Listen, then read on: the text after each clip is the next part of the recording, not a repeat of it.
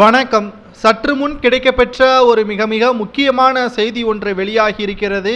ஸ்டாலின் அவர்களை போன் போட்டு மிரட்டிய செந்தில் பாலாஜி இனியும் என்னால் பொறுக்க முடியாது, மரியாதையா ஜாமீனை எடுத்துவிட்டு அமெரிக்காவிற்கு செல் என்பதற்கேற்ப செந்தில் பாலாஜி அவர்கள் பேசியிருப்பதாக தகவல் ஒன்று வெளியாகி இருக்கிறது. கிட்டத்தட்ட 1 வருடம் 6 மாதங்கள் செந்தில் பாலாஜி அவர்கள் சிறையில் இருக்கிறார். கடைசி நேரத்தில் நேற்று நடைபெற்ற நீதிமன்ற விவாதத்தில் செந்தில் பாலாஜி அவர்களுக்கு எதிராக அமலாக்கத்துறை அதிகாரிகள் ஆவணங்களை நீதிமன்றத்தில் சமர்ப்பித்திருக்கிறார்கள். செந்தில் பாலாஜி அவர்கள் அமைச்சர் பதவியை ராஜினாமா செய்திருந்தாலும் அவரது எம்எல்ஏ பதவி தற்பொழுதும் அவர் பயன்படுத்தி கொண்டுதான் இருக்கிறார். அதை வைத்து ஆதாரங்களை கலைக்கக்கூடும், இதனால் நாங்கள் பட்ட கஷ்டங்கள் வீணாகிவிடும் என்பதற்கேற்ப செந்தில் பாலாஜியின் வழக்கில் அமலாக்கத்துறை அதிகாரிகள் நீதிமன்றத்தில் கூறியிருக்கிறார்கள். இதனால் தேதி குறிப்பிடாமல் செந்தில் பாலாஜி வழக்கை 2 நீதிபதிகள் ஒத்திவைத்திருப்பது மீண்டும் செந்தில் பாலாஜியை புழல் சிறையில் அடைக்கப்படுவதற்கு மிகப்பெரிய ஒரு மோசமான சூழ்நிலைக்கும் தள்ளப்பட்டுவிட்டது.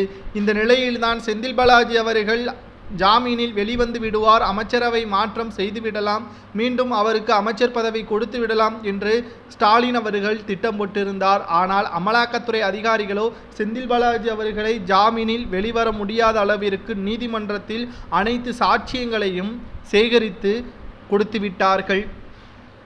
தற்பொழுது ஸ்டாலின் அவர்களிடம் சிறைக்கு சென்றவுடனே செந்தில் பாலாஜி அவர்கள் முதல்வர் ஸ்டாலின் அவர்களை தொடர்பு கொண்டு பேசியிருப்பதாகவும், நிச்சயமாக என்னை ஜாமீனில் வெளியெடுத்து விடுங்கள், இல்லை என்றால் உண்மைகளை கூறிவிடுவேன், எனது தம்பி அசோக்குமார் அவர்கள் தற்பொழுது எங்கே இருக்கிறார் என்ற கேள்வியையும் அவரிடம் கேட்டிருப்பதாக செய்திகளை நம்மால் பார்க்க முடிகிறது.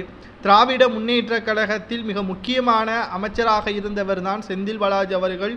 கோவை, கரூர் மற்றும் விழுப்புரம் போன்ற முக்கியமான தொகுதிகளில் செந்தில் பாலாஜி அவர்கள் ஆதிக்கம் அதிகமாகவே இருந்தது. இது திமுகவிற்கும் சாதகமாக செந்தில் பாலாஜியால் மாற்றப்பட்டது.